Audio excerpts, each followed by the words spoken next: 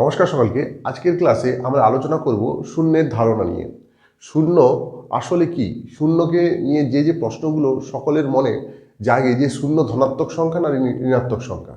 তো এটা ধনাত্মক সংখ্যা না ঋণাত্মক সংখ্যা জানার জন্য আমাদের যে বিষয়টা জানতে হবে, ধনাত্মক সংখ্যা এবং ঋণাত্মক সংখ্যা কি, এদের মধ্যে পার্থক্য আগে বুঝতে হবে। ধনাত্মক সংখ্যাগুলো হলো সেই সংখ্যা যে সমস্ত সংখ্যা শূন্যর চেয়ে বড়। শূন্যর চেয়ে বড় সংখ্যাগুলোকেই কিন্তু ধনাত্মক সংখ্যা বলা হয় এবং শূন্যর চেয়ে ছোট সংখ্যাগুলোকেই ঋণাত্মক সংখ্যা বলা হয়। তাহলে কি বোঝা গেল? শূন্যর চেয়ে বড় যেগুলো সেগুলো হচ্ছে ধনাত্মক, যেগুলো আমরা প্লাস আকারে লিখি বা সামনে কিছু না লিখলে ওটা প্লাসই বুঝি, ধনাত্মক সংখ্যাই বুঝি, এবং ঋণাত্মক সংখ্যা সামনে মাইনাস থাকে। ওকে, তাহলে কি বুঝলাম? শূন্যটা হচ্ছে রেফারেন্স পয়েন্ট। তাহলে আমরা প্রথম জানবো ধনাত্মক সংখ্যা কি। ধনাত্মক সংখ্যাগুলো কেমন? শূন্যর চেয়ে বড়গুলো 1, 2, 3, 4 এগুলো কিন্তু শূন্যর চেয়ে বড়, এইভাবে কিন্তু চলতে থাকে।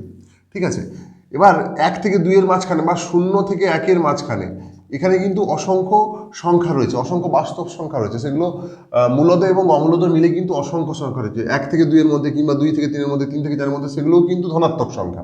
ঠিক আছে, এবং শূন্য থেকে পিছিয়ে গেলে, শূন্য থেকে কম, -1, -1, -2, -3 ধীরে ধীরে কিন্তু কমছে।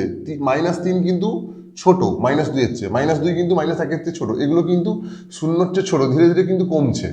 শূন্যর চেয়ে ছোট সবগুলোই কিন্তু ঋণাত্মক সংখ্যা। তাহলে 0 থেকে -1 এর মাঝখানেও কিন্তু অসংখ্য মূলদ অমূলদ সংখ্যা রয়েছে, সেগুলোও কিন্তু ঋণাত্মক সংখ্যা। ঠিক আছে, তাহলে আমি কি বুঝলাম? শূন্যের ডান দিকে যেগুলো রয়েছে সেগুলোকে বলা হচ্ছে ধনাত্মক সংখ্যা, মানে ধনাত্মক সংখ্যাগুলো কিন্তু শূন্যর চেয়ে বড়। ঠিক আছে, যেটা আগে বললাম। এবং শূন্যর চেয়ে ছোট এগুলো রয়েছে, এগুলো হচ্ছে ঋণাত্মক সংখ্যা। ঋণাত্মক সংখ্যা। তাহলে শূন্যটা কি সংখ্যা? শূন্যকে আমরা নিরপেক্ষ সংখ্যা বলবো, নিরপেক্ষ সংখ্যা। শূন্য কিন্তু ধনাত্মক সংখ্যাও নয়, আবার ঋণাত্মক সংখ্যাও নয়। তবে শূন্যকে আমরা অঋণাত্মক সংখ্যা বলি।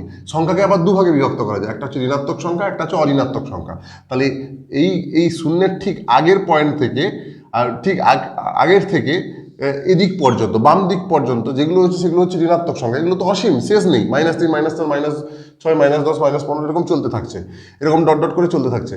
এগুলো তো অসংখ্য। ঋণাত্মক সংখ্যা অসংখ্য, ধনাত্মক সংখ্যা অসংখ্য। কিন্তু ঋণাত্মক সংখ্যা, ধনাত্মক সংখ্যা বললে কিন্তু শূন্যের পর থেকে শুরু হচ্ছে ধনাত্মক সংখ্যা বলে, কিন্তু অঋণাত্মক সংখ্যা বলে শূন্যকে নিয়ে ধনাত্মক সংখ্যাগুলোকে বলা হচ্ছে অঋণাত্মক সংখ্যা। বোঝা গেল? তাহলে শূন্য একটা নিরপেক্ষ সংখ্যাও বলতে পারি, আবার অঋণাত্মক সংখ্যাও বলতে পারি, অঋণাত্মক সংখ্যা। ঠিক আছে, অঋণাত্মক সংখ্যাও বলা যায়। তাহলে আমরা বুঝতে পারলাম শূন্য ধনাত্মক কিংবা ঋণাত্মক কোনোটাই নয়, শূন্য কিন্তু নিরপেক্ষ সংখ্যা এবং অঋণাত্মক সংখ্যাও বলা যায়। এরপর আসি, শূন্যকে আমরা স্বাভাবিক সংখ্যা বলতে পারবো কি? না, শূন্য কিন্তু স্বাভাবিক সংখ্যা নয়। তাহলে আমাদের জানতে হবে স্বাভাবিক সংখ্যা কি। স্বাভাবিক সংখ্যা হচ্ছে সেই সমস্ত সংখ্যাগুলো যেগুলো গণনার ক্ষেত্রে ব্যবহার করা যায়, মানে গোটা গোটা সংখ্যা এবং গোটা পূর্ণ সংখ্যা এবং ধনাত্মক সংখ্যা। যেরকম কি 1, 2, 3, 4 এইভাবে চলতে থাকছে। সেখানে কিন্তু কোনো মানে ধনাত্মক সংখ্যা বলতে কি, এখানে 1, 2, 2, 3 এগুলো কিন্তু নিতে পারছি, ধনাত্মক সংখ্যার ক্ষেত্রে। কিন্তু স্বাভাবিক সংখ্যার ক্ষেত্রে কিন্তু এই 1, 2, 2, 3, 3, 4, 5, 7 এগুলো নেওয়া যাবে না। পূর্ণ সংখ্যা নিতে হবে এবং ধনাত্মক সংখ্যা নিতে হবে। সেখানে কিন্তু শূন্যের স্থান নেই, শূন্য কিন্তু স্বাভাবিক সংখ্যা নয়। ঠিক আছে, আরেকটা যে প্রশ্নটা শূন্যকে ঘিরে থাকে সেটা হচ্ছে জোড় সংখ্যা, বিজোড় সংখ্যা। শূন্য কি জোড় সংখ্যা না বিজোড় সংখ্যা? আমরা জানি জোড় সংখ্যা হচ্ছে সেই সমস্ত সংখ্যাগুলো যেগুলো 2 দ্বারা নিঃশেষে বিভাজ্য, মানে ভাগ কেটে যায়, মানে ভাগশেষ থাকে না। আমি যদি 2 দিয়ে ভাগ করি, শূন্যকে যদি আমি 2 দিয়ে ভাগ করি, 2 শূন্যে 0, ভাগ কেটে যাচ্ছে। তাহলে এখানে শূন্য হচ্ছে জোড় সংখ্যা। তাহলে কেন জোড় সংখ্যা হচ্ছে? 2 দ্বারা বিভাজ্য হয়ে যাচ্ছে বলে। এবার শূন্য তো শুধু 2 দ্বারা বিভাজ্য নয়, অন্যান্য সংখ্যা দ্বারাও বিভাজ্য। শূন্যকে 3 দিয়ে ভাগ করলেও ভাগ কাটে, শূন্যকে 4 দ্বারা ভাগ করলেও ভাগ কাটে, শূন্যকে 5 দ্বারা ভাগ করলেও ভাগ কাটে, শূন্যকে যে কোনো সংখ্যা দ্বারা গুণ করলে 0 হয়। ঠিক আছে, বা এরকমও বলতে পারি যে সমস্ত সংখ্যা, জোড় সংখ্যার সংখ্যাতে এরকমও বলতে পারি যে সমস্ত সংখ্যা 2 এর গুণিতক সমস্ত সংখ্যাই জোড় সংখ্যা। যেরকম আমরা যে কোনো নামতা বলতে গেলে আমরা যেরকম করি, ধরো 2 একে, দুই দুই একে দুই, দু দুয়ে চার, এইভাবে শুরু করি তো। বিভিন্ন বিভিন্ন সমস্ত নামতা বইতে কিন্তু এইভাবেই থাকে, কিন্তু উচিত কিন্তু 2 0 0 এরকম থেকে শুরু করা। কিছু কিছু বইতেও কিন্তু আছে 2 0 0, 2 1 2, 2 2 4, 5 1 5 0 0, 5 1 5, মানে শূন্যটাও কিন্তু দুইয়ের একটা গুণিতক, তাই শূন্যকে জোড় সংখ্যা বলবো, বিজোড় সংখ্যা বলবো না।